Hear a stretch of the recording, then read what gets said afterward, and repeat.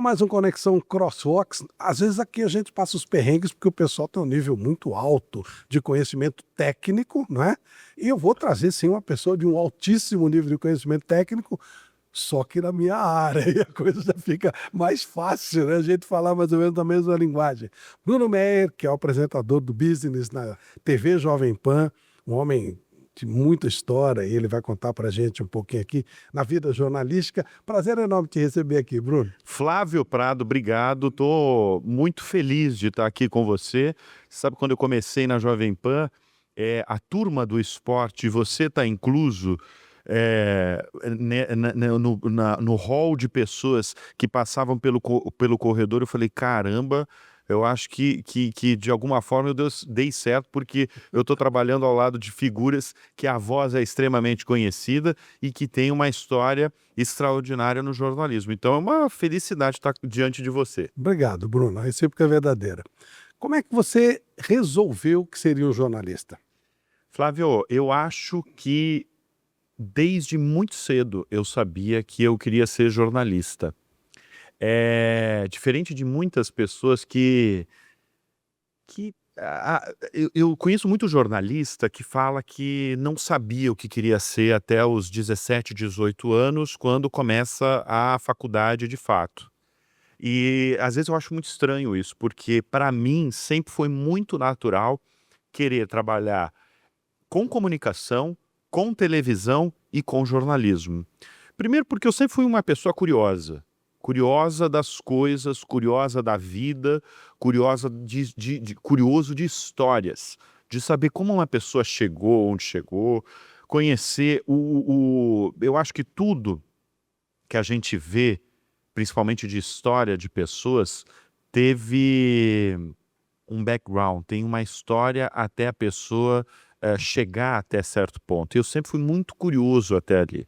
Além de gostar de ler, além de gostar de escrever, e eu acho que desde muito moleque, claro que quando eu criança, você não sabe exatamente que isso que a gente está fazendo, que a gente faz semanalmente, diariamente, né, apresentar um programa, participar de um programa, é jornalismo. Quando você é criança, como eu não tenho ninguém na família que é jornalista, mas ninguém, eu não sabia o que era.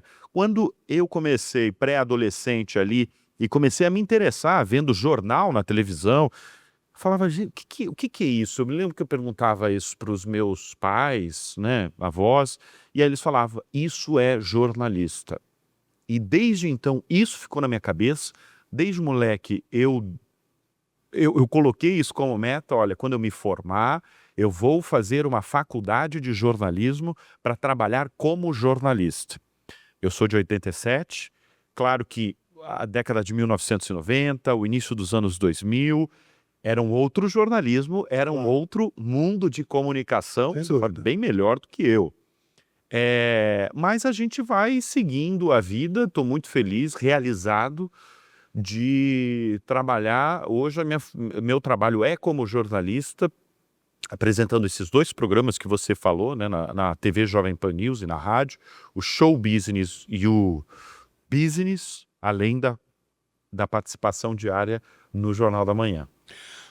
A sua família, você falou, não tinha ninguém, era jornalista. O que Ninguém. faziam as pessoas da sua família? O meu pai é um auditor formado em ciências contábeis, a minha mãe é Ciências contábeis. ciências contábeis. Nada a ver, né? Nada a E ver. sua mãe? Nada a ver. Minha mãe é formada em letras, aí tem Aí já mais tinha, a já, ver, já. mas foi muito direcionada a inglês. Então ela ficou muitos anos dando aula de inglês em escola pública. Eu sou de Joinville, de Santa Catarina, e a minha família é isso. A minha família é muita gente ligada à área de ciências contábeis, de números, agora, o meu avô, por exemplo, materno, que eu acho que eu tenho muita coisa dele, e da minha mãe, essa área de comunicação, não tem ninguém formado em comunicação, ninguém trabalhou com comunicação.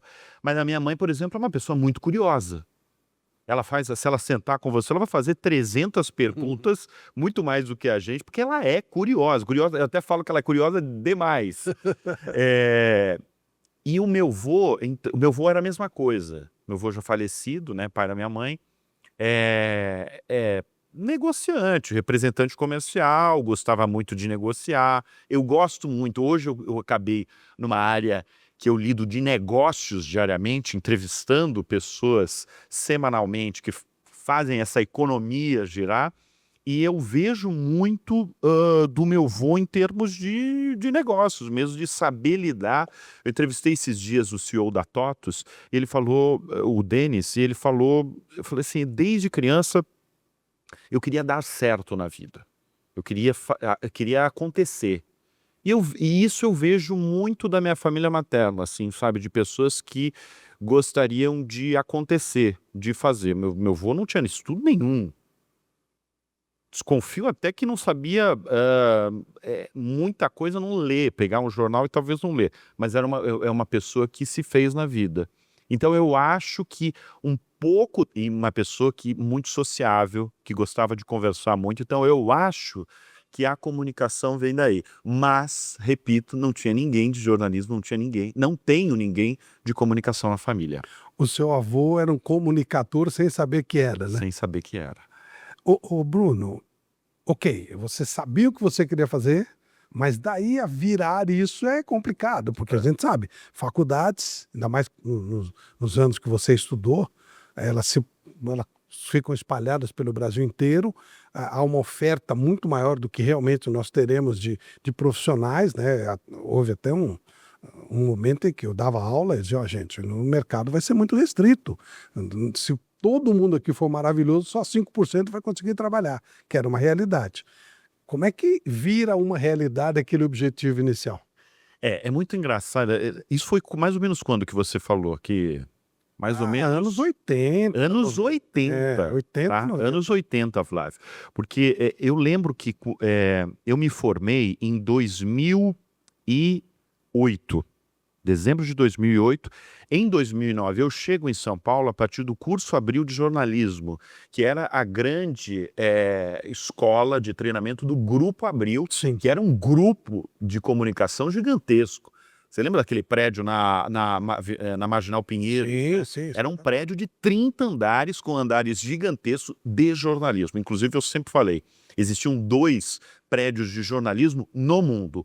Um é o New York Times, em Nova York. O segundo era o Grupo Abril, no Brasil, em São Paulo, que era um prédio imenso, que era um prédio de jornalismo. Eu comecei ali a minha carreira. É muito engraçado você estar falando de faculdade. Eu fiquei 4 anos na faculdade, mas tudo que eu sei de jornalismo não veio da faculdade. Veio do dia a dia. Veio da prática. Eu cheguei numa redação de jornalismo, na época a revista Veja, onde eu fiquei 9 anos e meio, eu achei que era um bicho de muitas cabeças, porque eu não sabia direito fazer aquilo. Eu não aprendi na faculdade a trabalhar como jornalista. Eu fui aprendendo ao longo dos 6 meses de contrato. O que eu fiz? Eu fiz 1 mês de curso. Eles faziam, hoje nem existe mais esse curso, mas eles faziam seleções em... Nem abriu, né? Nem abriu, exatamente, lamentavelmente. Uma tristeza, é verdade. Lamentavelmente. Aquela Abril Exatamente, gigantesca não existe mais. Lamentavelmente. O Brasil perde sem esses grandes grupos de Sem comunicação, né? Mas eu cheguei, na época a Abril fazia uma seleção muito grande nas principais faculdades de jornalismo do país, era tipo uma FUVEST, né? 2.000 candidatos para 30 vagas. Você fazia 1 mês de curso, 1 mês de treinamento. Eu fiquei aqui em São Paulo 30 dias e logo depois eles fecharam um contrato comigo de trainee para 6 meses de experiência na Veja. E aí eu fiquei ali 9 anos e meio. Como eu te falei, entrei sem saber direito fazer aquilo, mas eu sempre fui uma pessoa muito curiosa. Eu sempre fui uma pessoa que gosta do trabalho. Então eu chegava cedo para aprender com aqueles caras que estavam há 20, 30 anos fazendo aquilo. Por exemplo, quem estava lá, para você ter uma ideia dos seus professores? Olha, dos meus professores, eu peguei muito a turma de cultura por exemplo, a Isabela Boscov, que é crítica de cinema, que hoje faz o maior sucesso nas redes sociais. Sim.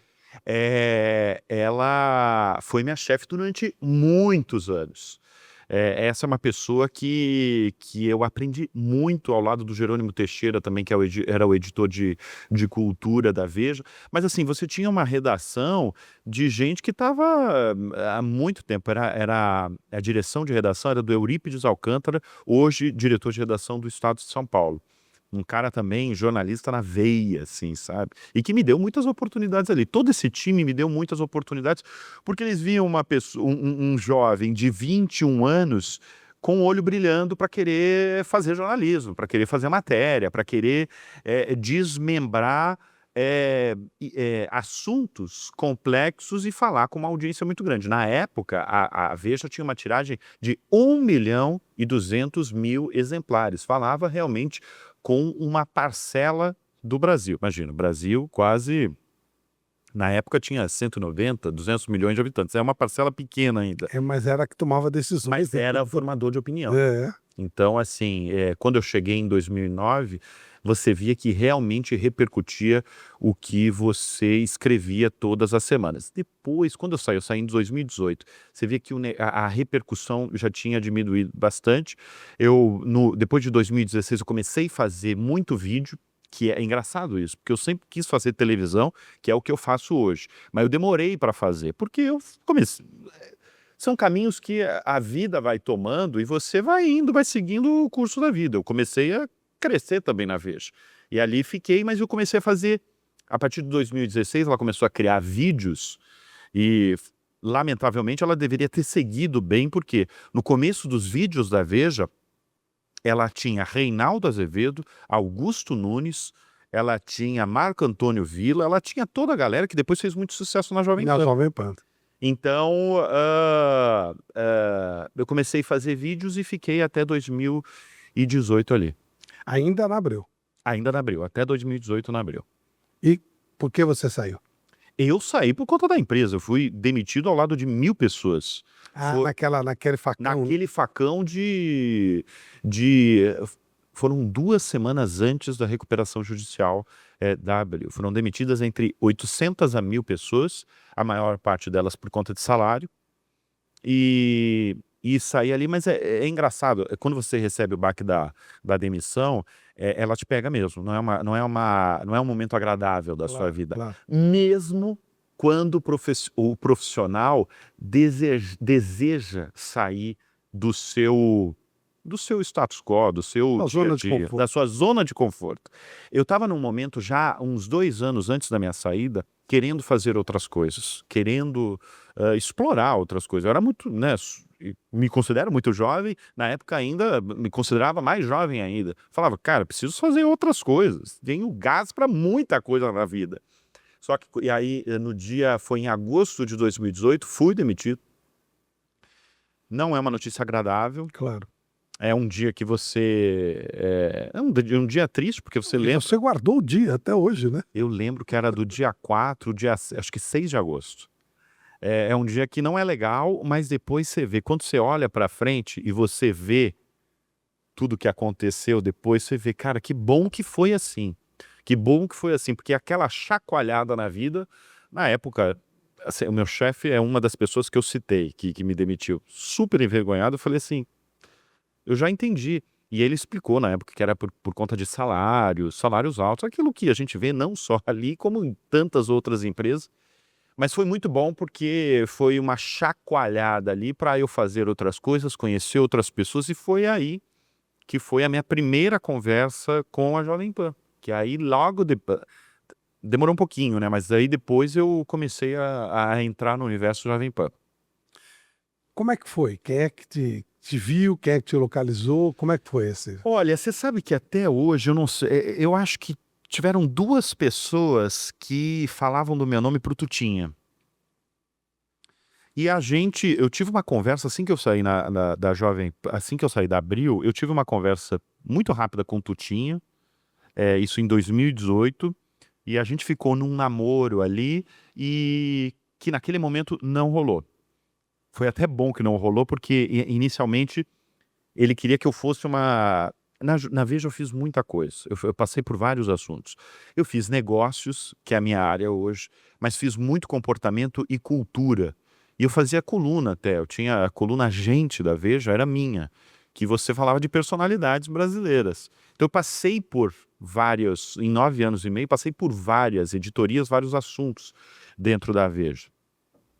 Na época, a ideia era eu ficar muito no morning show fazendo entretenimento. E ainda bem que eu não fiquei focado nesse segmento, porque logo depois o Augusto Nunes começou com um programa lá que é o Direto ao Ponto, que tem até hoje. Ele apresentava o Direto ao Ponto. Sim. E ele começou a me chamar, porque na época, isso em 2016, 2015, ele apresentava o Roda Viva na TV Cultura, ele me chamava muito para a bancada. Não para entrevistar político, mas para entrevistar outras personalidades. Por exemplo, se você fosse no Roda Viva, muito provavelmente ele ia me chamar para te entrevistar junto com outros jornalistas. Por causa do trabalho na Veja. Na Veja, mas na Veja só ele me chamava. Engraçado isso. Ele chamava jornalistas de outras publicações, outros veículos. Na Veja, praticamente só eu era o único jornalista da Veja que estava ao lado dele no Roda Viva. Quando ele foi para Jovem Pan apresentar o Direto ao Ponto, ele me chamava também, não para entrevistar político, para entrevistar outras personalidades. E ali eu comecei o contato com o pessoal da Jovem Pan. E aí eu lembro que eu tive uma conversa na época com o então diretor de jornalismo, e o Tutinha estava também, e eles falaram que eles precisavam de uma pessoa focada em negócios. Não era economia, não era para falar se a bolsa, por que a bolsa subiu, por que a bolsa caiu, porque aí já tinham outros. Não era só uma pessoa. Na Jovem Pan até hoje tem umas 3 pessoas falando de economia. A ideia deles, e o Tutinha foi muito feliz disso, era focar numa pessoa em negócios, trazer novidades, entendeu? Por que a Apple lançou um novo iPhone? Porque na época não tinha nem o sucesso da NVIDIA, mas trazer as novidades de empresas grandes, de empresas gigantes, para trazer inspiração para as pessoas. E aí, eles me contrataram para ser comentarista de negócios e ter uma entrada diária no Jornal da Manhã. Só uma pausa. Você chegou a fazer isso na Abril ou não? Esse tipo especificamente de coisa? De negócios? Eu tinha, mas era na revista. Tanto, Flávio, que tem uma curiosidade muito legal. 2 das grandes entrevistas que eu fiz na vida foram com 2 pessoas extraordinárias no mundo dos negócios. Uma foi Jeff Bezos, o dono da Amazon. Ele nunca mais, eu acho que deu entrevistas, pelo menos aqui no Brasil, na América Latina, foi quando ele trouxe o Kindle para o Brasil em 2014. Foi uma entrevista por telefone, foram 45 minutos de entrevista, mas foi com o dono da Amazon, sabe? O cara que criou a Amazon, e é uma entrevista que eu tenho assim, uma recordação muito especial, simplesmente por ser ele. Lógico. Por ser ele. Você conseguiu a entrevista? Eu consegui. Você mesmo... Na verdade, assim, como eu estava na área de negócios na Veja, as coisas eram muito fáceis, porque na época... Mas não falar com ele. Não falar com ele. Mas na época a Veja era o grande veículo do Brasil. Era uma referência. Então, como era um lançamento, tratava-se de um lançamento que era a chegada, não tinha ainda a Amazon.com aqui no Brasil, não tinha nada do site eletrônico.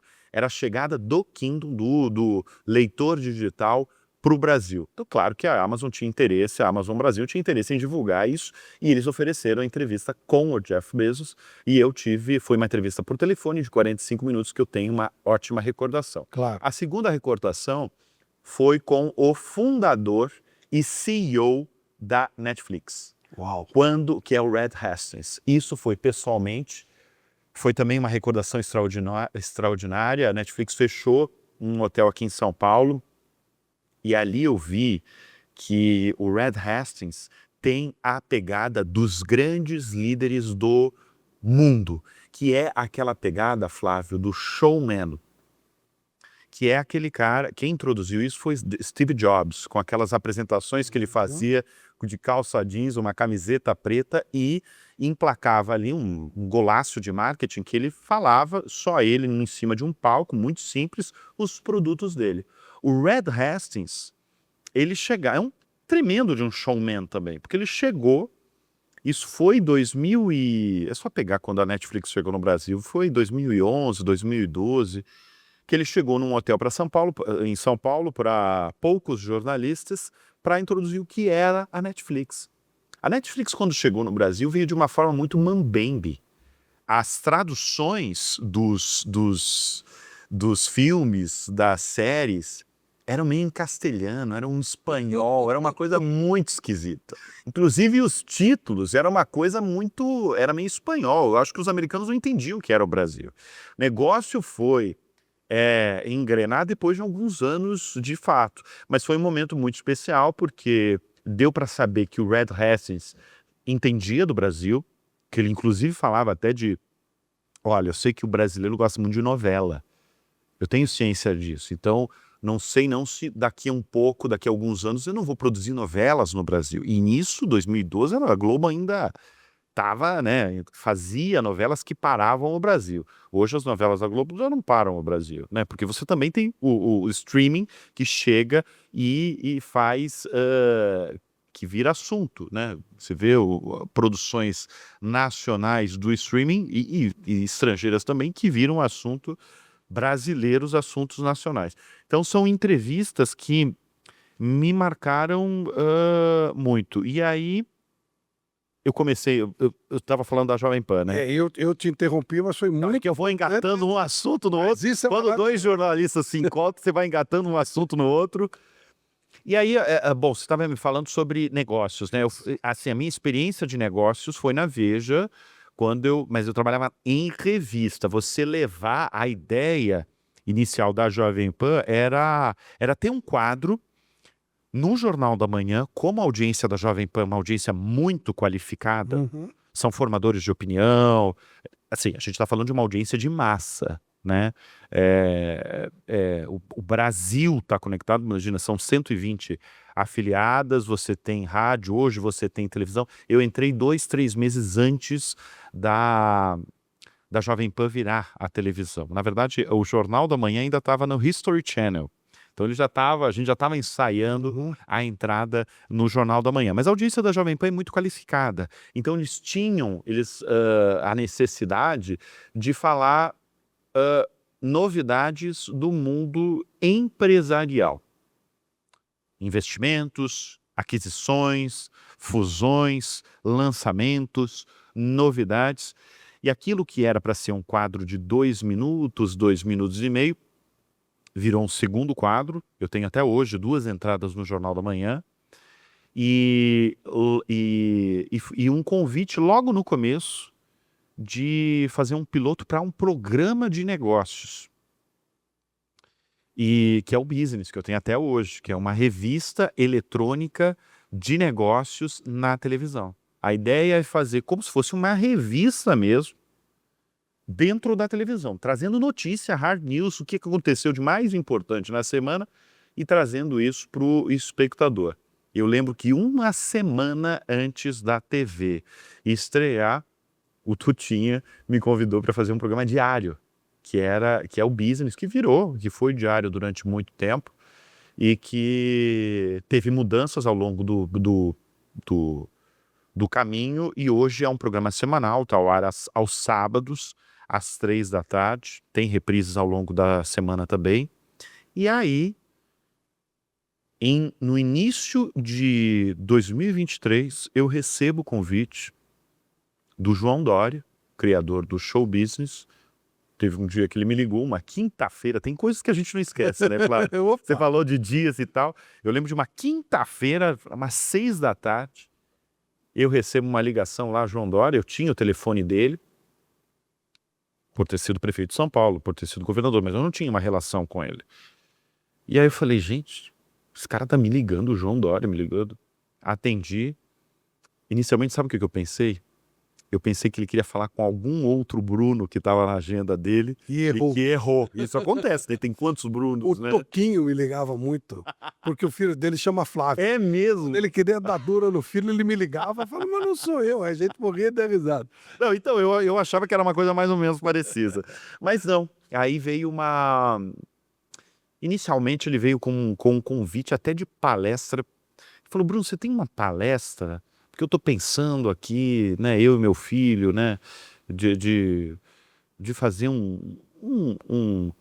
uma espécie de turnê aqui mesmo em São Paulo e viajando para o Brasil de palestra e tal. Se você tiver interesse, vem aqui no meu escritório. Quando eu cheguei no escritório, semanas depois, esse assunto foi completamente esquecido e eu suspeito que esse assunto foi esquecido por ele, porque quando eu cheguei no escritório veio o convite para assumir uma nova versão do show business, uma criação dele, né? Ele criou faz 32 anos, mais de 32 anos, que fez a vida dele, esse programa, Sim. que foi o primeiro programa de entrevistas de negócios no Brasil, né? Passou ali pelo show business, na gestão dele, figuras assim memoráveis. O primeiro entrevistado foi o Antônio Hermílio de Moraes. E ele só deixou a apresentação quando virou prefeito de São Paulo. E aí eu fiquei muito honrado e, Flávio, é aquilo que a gente já conversou em outras oportunidades, a gente é muito feliz dessa profissão que a gente tem, né? Porque esbarram pela gente perfis, pessoas extraordinárias, né? Histórias extraordinárias, e é o que eu vivo semanalmente nesse programa, de histórias assim fantásticas de empreendedores brasileiros, mas mais do que empreendedores, pessoas interessantes. Isso que eu gosto, sabia? De gente interessante. E você entrevistou recentemente, já que estamos na CrossFox, o dono da CrossFox, o Paulo Henrique Dutra, que tem uma história extraordinária. Muito, É uma coisa muito, incrível, né, a história dele. muito. O Paulo eu quero levar lá no show business, falei com ele. Hoje, inclusive, eu quero levar no show business porque são histórias. Tem muita história assim no Brasil, né? De pessoas que, até de origem muito humilde, pessoas muito simples e que só que tem ideias na cabeça, tem ideias, assim, pessoas ambiciosas, mas é aquela ambição de pessoas que querem fazer acontecer, entendeu? Criar coisas. E o Paulo tem uma história muito similar, né? De pessoas que vão conquistando, pessoas também curiosas. Eu acho que tem isso, né, Uma Flávio? origem extremamente humilde, Muito humilde, pouquíssima perspectiva e vira mas o que vira. acontece. Exatamente. Mas que acontece. No show business tem muitos exemplos assim. O Paulo é um exemplo que eu quero levar no show business. Você tem figuras como Sidney Oliveira, da Ultrafarma, que pessoa pobre, era engraxate da rodoviária no interior do Paraná e vira um dos grandes nomes do setor farmacêutico brasileiro. A presidente da Microsoft, Tânia Cosentino, essa entrevista deu muita repercussão, porque eu fiz essa pergunta para ela. Tânia, como uma menina da zona norte de São Paulo, que sempre estudou em escola pública, filha de uma secretária, filha de um comerciante, virou presidente brasileira no Brasil de uma das mais valiosas empresas do país. Na época, quando eu a entrevistei, era a empresa mais valiosa do país. Como? Porque essas pessoas, essas pessoas têm uma obstinação muito grande dentro de si, sabe? Pessoas que as coisas vão acontecendo porque também elas querem, por conta do empenho delas. No caso da Tânia, teve muita bolsa de estudo, porque sempre foi muito inteligente, mas uma mulher que sempre quis crescer e chegou onde chegou. Bruno, você lá atrás, você via aquelas entrevistas e tal, quando você tinha os seus objetivos como garoto, uma criança, você imaginava chegar onde você chegou? Esse planejamento era muito difícil de ser feito. Como é que você encara o garotinho daquela época? O que ele falaria pro atual apresentador? Para o atual o apresentador, eu acho que as coisas já deram certo, mas tem muito mais ainda por vir. Flávio, eu estou muito realizado no que eu estou fazendo. O garotinho, o Bruno lá de trás, sonhava em fazer o que está fazendo hoje, que é televisão, que é comunicação, que é jornalismo, que é apresentar programas. Aquele garotinho lá faz exatamente o que eu estou fazendo hoje. E isso é uma felicidade, porque é uma realização. Você está realizando objetivos, sonhos, e eu acho que pessoas realizadas é uma dádiva, uma bênção, né? Mas também eu acho que tem muita coisa por vir. Essa é uma das características que eu valorizo em mim e em outras pessoas, e todos esses empreendedores que a gente está falando ao longo dessa conversa, que é, de alguma forma, sempre buscar novidades, sempre buscar muito mais. Acho que tem muito mais por vir, mas assim, eu estou muito realizado nessas coisas que eu estou fazendo hoje na TV e na rádio. De tanto conversar com empreendedores e com belas histórias, o empreendedorismo passa por esses planos futuros? Passa, claro que passa, claro que passa. Mas é engraçado, Flávio, que eu sempre pergunto para todos que passam lá pela cadeira do show business quais os desafios do empreendedor, né?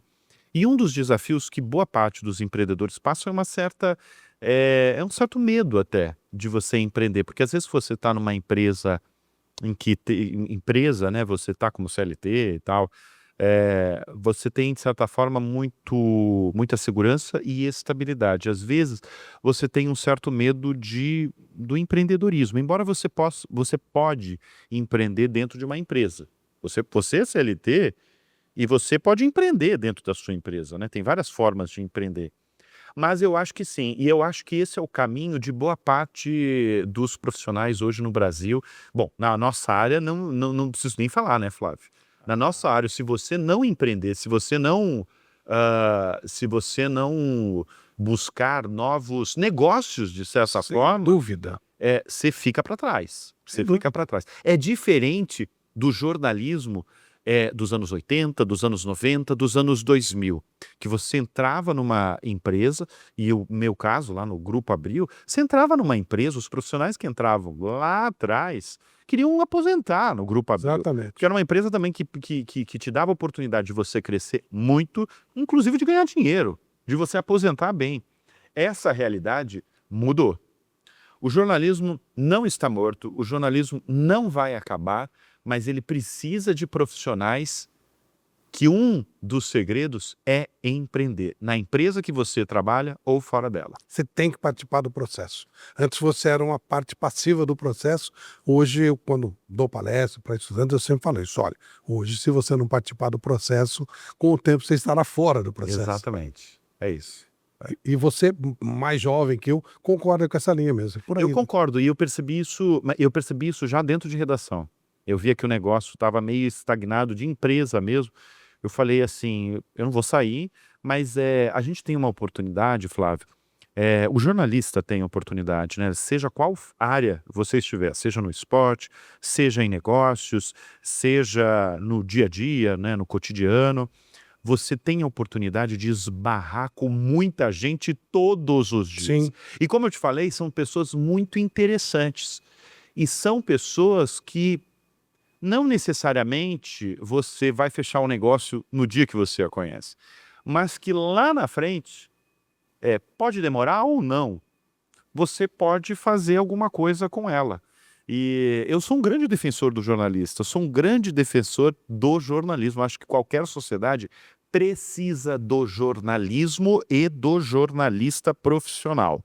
Só que não dá mais aquele jornalismo da década de 80, O raiz. da década de 90, o raiz. Sim, esse daí já está morto, né? De 2000, esse daí já está morto, até porque os veículos daquela fase ou morreram ou se transformaram e estão muito pequenos.